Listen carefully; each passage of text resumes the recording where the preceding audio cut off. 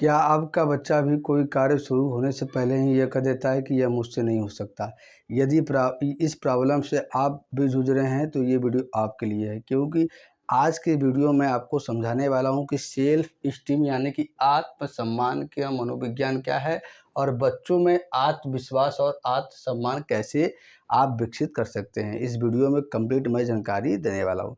नमस्कार दोस्तों, मैं चंद्र उपाध्याय आप सभी लोगों का स्वागत करता हूं आपके अपने यूट्यूब चैनल साइकोलॉजी वाले गुरुजी में। तो चलिए वीडियो को स्टार्ट करते हैं और आपको डिटेल में समझाते हैं कि आप कैसे अपने बच्चों में आत्मसम्मान और विश्वास जो है विकसित कर सकते हैं। देखिए, दो बच्चों से एक ही तरह का सवाल पूछा गया। पहले बच्चे ने कहा कि मैं कोशिश करूंगा, दूसरे बच्चे ने कहा कि मैं इसे कर ही नहीं सकता। तो हालांकि दोनों बच्चों की क्षमता अलग नहीं थी, लेकिन दोनों का अपने ऊपर विश्वास अलग था। यही होता है आत्मसम्मान और आत्मविश्वास। इसी के बारे में आइए डिटेल में मैं आपको बताता हूँ। सबसे पहले हम समझते हैं पार्ट 1 में सेल्फ एस्टीम यानी जिसको आत्मसम्मान बोलते हैं, वो होता क्या है।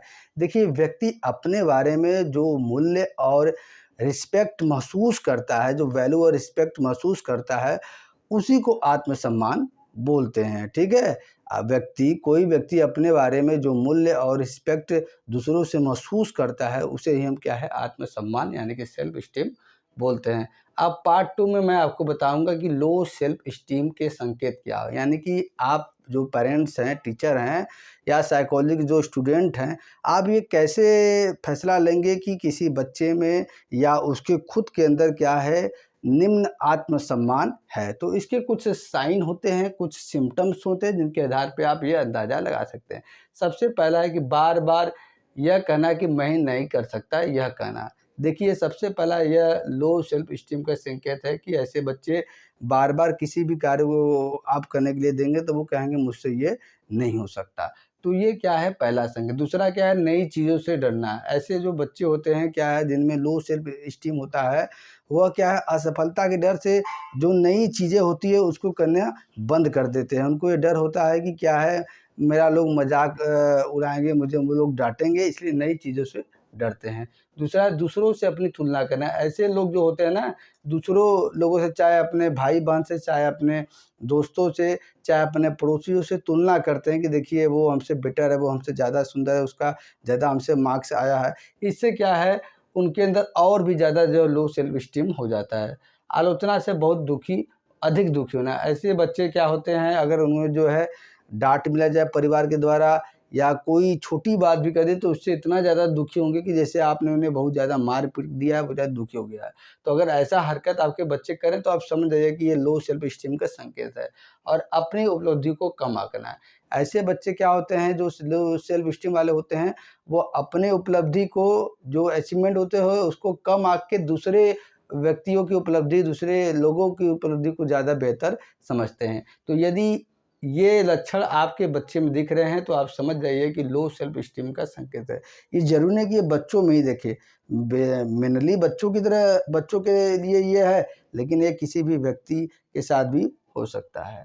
अब देखिए, हम बात करते हैं कि आत्मसम्मान कम क्यों होता है। आखिरकार जो सेल्फ एस्टीम होता है वो कम क्यों होता है, इसके पीछे कारण क्या है। तो सबसे पहला कारण है कि देखिए, लगातार तुलना। कई पेरेंट्स की ये हमेशा दिक्कत होती है कि वो अपने बच्चों की क्या है, लगातार तुलना करते हैं। किससे तुलना करेंगे? रिश्तेदारों के बच्चों से, पड़ोसियों के बच्चों से। इससे क्या है, वो तुलना करेंगे। ठीक है? अरे ये कि शर्मा जी का बेटा इतना मार्क्स आया, वो तुम्हारे मौसी के लड़का जो है नीट पास कर लिया, ये कर लिया। तो जो कंपैरिजन होता है, इससे वो उसको बहुत ज़्यादा धक्का होता है, उसके लगता है उसके अंदर इन्फेरिटी कॉम्प्लेक्स यानी कि हीन भावना विकसित होने लगता है। इसलिए क्या है, उसका आत्मसम्मान कम होने लगता है। केवल गलतियों पर ध्यान। देखिए, ये भी सबसे ज़्यादा दिक्कत है कि बच्चा अच्छा चीज़ कर रहा है, उस अच्छे चीज़ पे ध्यान नहीं दे रहे हैं। उसका छोटा गलती है तो उसी पे करे ध्यान दिया जाता है, पेरेंट्स देते हैं, टीचर देते हैं। जैसे कोई बच्चा 100 में 95 नंबर पा गया, तो 95 नंबर पे नहीं ध्यान जाएगा, 5 नंबर कम कैसे आया, 5 नंबर क्यों कम आया, कैसे आया, इस पे ध्यान होगा। और कोई बच्चा को ड्राइंग अच्छा बनाया है, वो बहुत बेटर बना है, तो उसके ड्राइंग पे अच्छाई पे नहीं, छोटी सी गलती है तो उसके लिए उसको डाँटना। तो इससे क्या है उसके अंदर आत्मसम्मान कम होता है। अत्यधिक आलोचना, देखिए कई पेरेंट्स की या टीचर की ये दिक्कत होती है कि वो बच्चों को बहुत ज़्यादा डाँटते हैं, ठीक है? कठोर शब्द कहते हैं और सार्वजनिक रूप से डाँटते हैं, ठीक?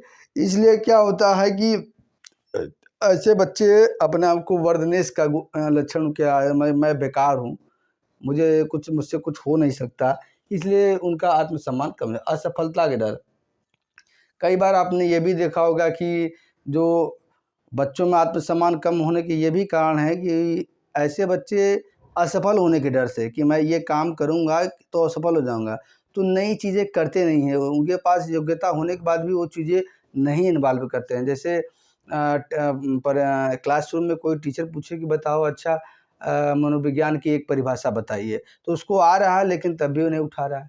प्रतियोगिता में भाग नहीं लेना, मंच पे जाके उसके पास है एबिलिटी लेकिन जाके बोलना नहीं, तो ये सब क्या होता है आत्मसम्मान कम असफलता के डर से होता है। सोशल मीडिया कंपैरिज़न, देखिए आज का दौर सोशल मीडिया का हो गया है और बच्चे हो चाहे व्यक्ति हो सब लोग सोशल मीडिया पे ज़्यादा टाइम अपना स्पेंड करते हैं।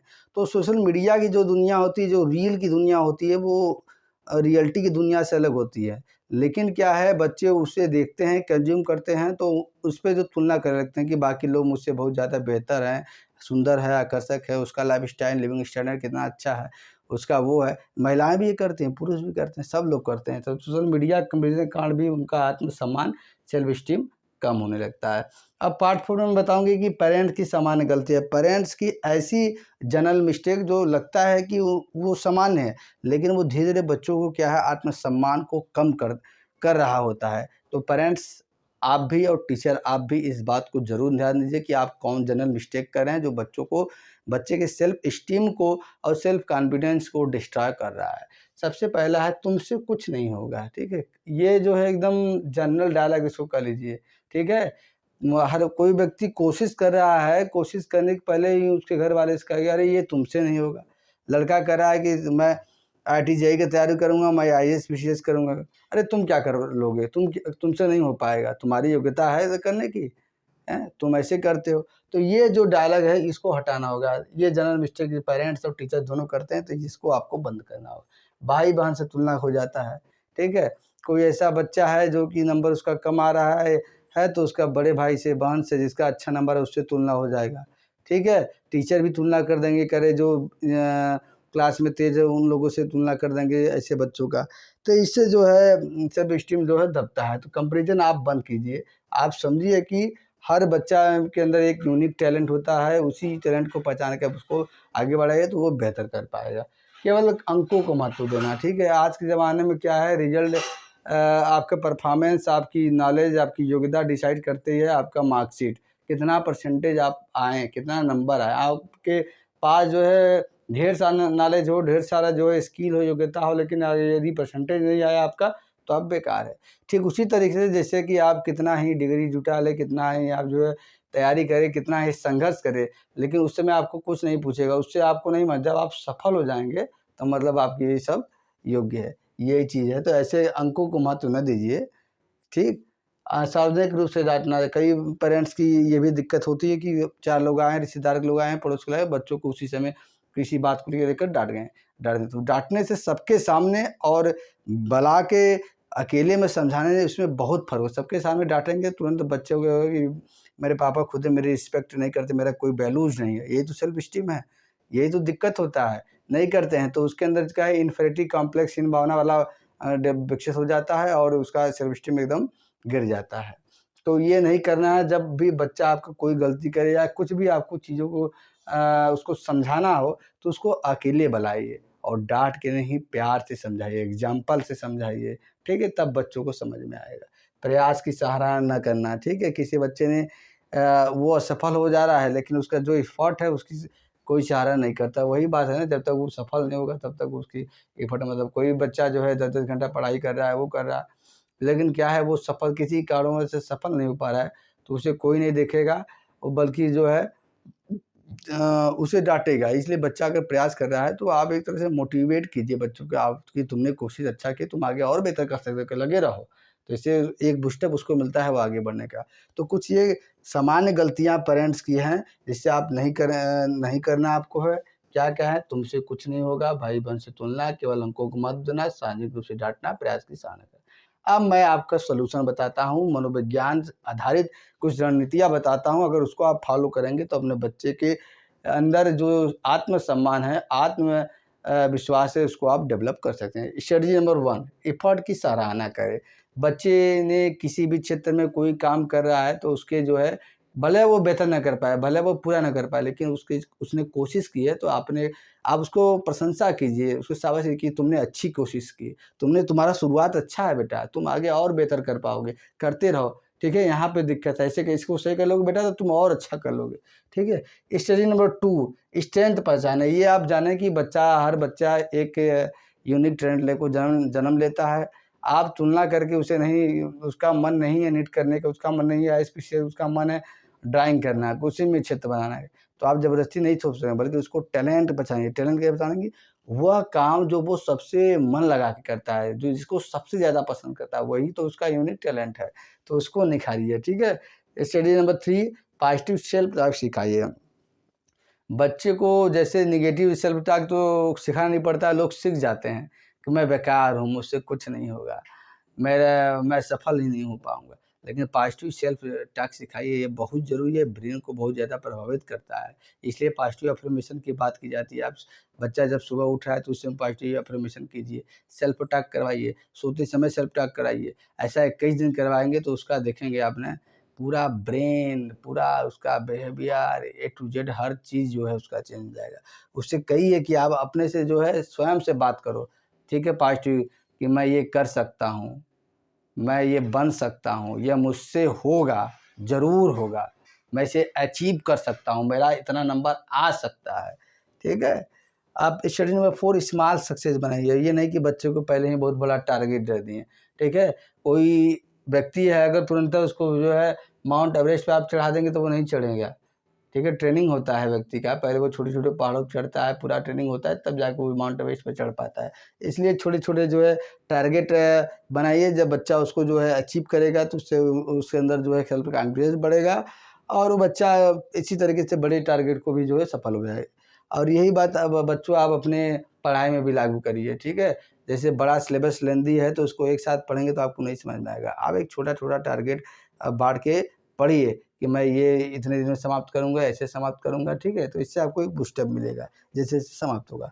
अब स्टडी नंबर 5, अनकंडीशनल सपोर्ट। आज के ज़माने में ये बहुत ज़्यादा ज़रूरी है कि बच्चों को लगे कि बच्चा आपके लिए क्या है, केवल एक वस्तु नहीं है, केवल एक जो है सक्सेस का ज़रिया नहीं है, केवल रिस्पेक्ट का ज़रिया नहीं है, बल्कि बच्चा आपके लिए बच्चा है। जैसे हम तुम्हें केवल सफलता के लिए नहीं, बल्कि तुम्हारे होने के लिए भी प्यार करते हैं। जैसे बच्चा कोई तैयारी करे तो आप कहिए, बच्चा आप टेंशन मत लीजिए, तुम पूरे मन से तैयारी करो, सफल होगे फिर भी हम तुम्हें प्यार करेंगे, असफल होगे तो भी हम प्यार करेंगे, लेकिन तुम कोशिश करो। उसके होने का एहसास आप कराएँगे। यही है, आपको जो है इन स्ट्रेटजी को फॉलो करेंगे यदि, तो बच्चों में आत्मसम्मान और आत्मविश्वास डेवलप कर सकते हैं। पार्ट 6 है काउंसलिंग पर्सपेक्टिव। यदि परामर्श के दृष्टिकोण से हम देखें तो चाइल्ड साइकोलॉजी ये बताती है कि चाइल्ड साइकोलॉजी में क्या होता है, जो एक काउंसल होता है बच्चों के नेगेटिव सेल्फ टॉक, यानी कि नकारात्मक जो है जो बात करते हैं जैसे सेल्फ इमेज, उनका आत्म छवि और सेल्फ कॉन्फिडेंस, आत्मविश्वास पे काम करते हैं। उन्हें यथार्थवादी लक्ष्य देते हैं उनकी ताकत बढ़ाने में, और छोटे-छोटे उन्हें चीज़ें देकर उन्हें सक्सेस करने में उनकी मदद करते हैं। पार्ट 7 है एजुकेशन साइकोलॉजी का, शिक्षा मनोविज्ञान से क्या इसका कनेक्शन है?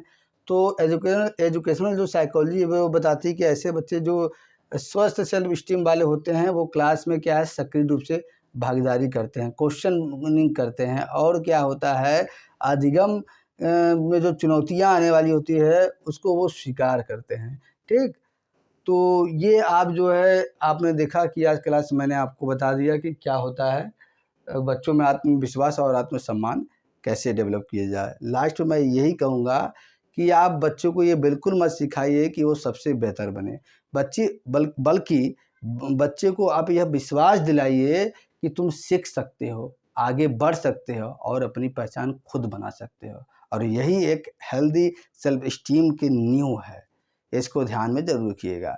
अगर इस तरह का आपको parenting psychology, child psychology, mental health, counselling psychology पे जो है वैज्ञानिक और व्यवहारिक वीडियो आप चाहते हैं तो साइकोलॉजी वाले चैनल को सब्सक्राइब कीजिए, वीडियो को लाइक कीजिए और शेयर कीजिए साइकोलॉजी स्टूडेंट के साथ, पेरेंट के साथ, टीचर के साथ।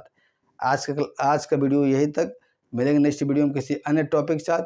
आप कमेंट में भी अगर आपका कोई सुझाव हो, अब बच्चों के साथ कोई दिक्कत हो रहा है परवरिश में, तो आप कमेंट कर सकते हैं, मैं इस पर वीडियो बनाने की कोशिश करूँगा। तो चलिए मिलते हैं नेक्स्ट वीडियो में। तब तक जय हिंद, जय भारत।